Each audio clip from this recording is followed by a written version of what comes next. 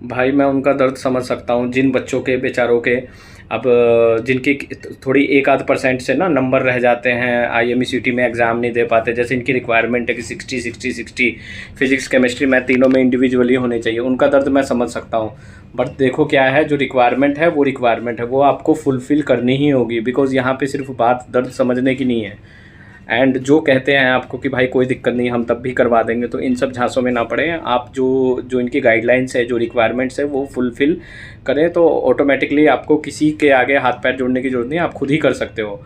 रही बात पढ़ाई की, तो पढ़ाई तो देखो आपको खुद करनी होगी, आपको मतलब प्रैक्टिस करनी होगी। मैथमेटिक्स की प्रैक्टिस करो, फिजिक्स की करो, केमिस्ट्री की करो, शिपिंग के क्वेश्चंस पढ़ो, शिप के पार्ट्स को क्या कहते हैं। अभी जैसे फॉरवर्ड पार्ट को फोरकसल कहते हैं, पीछे जो स्टर्न रहता है, आफ्ट पार्ट रहता है, आफ्ट बोलते हैं ना फॉरवर्ड को, आगे को फॉरवर्ड बोलते हैं।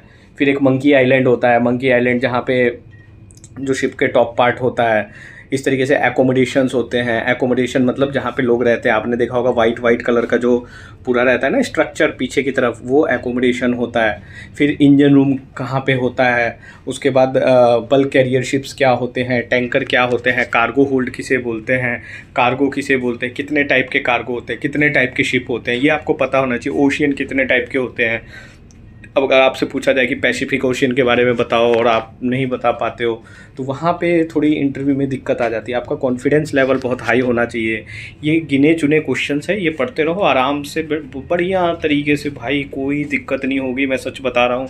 अगर आपने कॉन्फिडेंटली सब कुछ आंसर दिए ना, कोई आपको कुछ नहीं, आराम से इंटरव्यू क्लियर कर लोगे। बिकॉज कंपनी स्पॉन्सरशिप का इंटरव्यू होता है, अच्छी अच्छी कंपनी आपका इंटरव्यू लेती है, उसके साथ साथ आपके परसेंटेज होने भी ज़रूरी है। इसके लिए मैं कहता हूँ भाई 12th में मेहनत करो, 12वीं क्लास में पढ़ो किताब खोल के। पर बंदे समझते नहीं है यार, वो सोचते हैं कि चलो ऐसे ही है ऐसे ही है, और बाद में फिर जब 12th में कम आ जाते हैं तो फिर वो सोचते हैं कि ना भाई। तो मैं यही कहना चाहूँगा आप लोगों से, इस तरीके से पढ़ाई में परसेंटेज में कोई सेक्रीफिकेशन नहीं। और एक बात और